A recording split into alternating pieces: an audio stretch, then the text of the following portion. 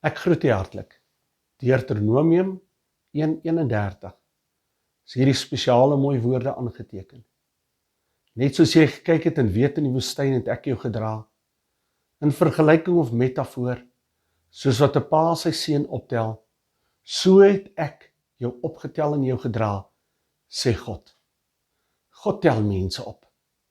God sit sy groot arms van liefde, sy sterk arms, onder mense en hy tel hulle op.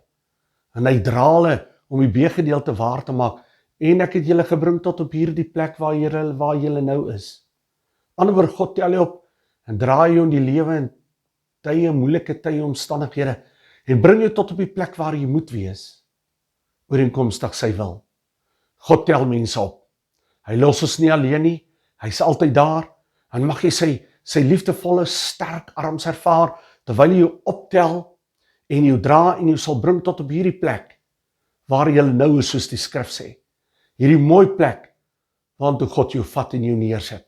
Die Here seën jou.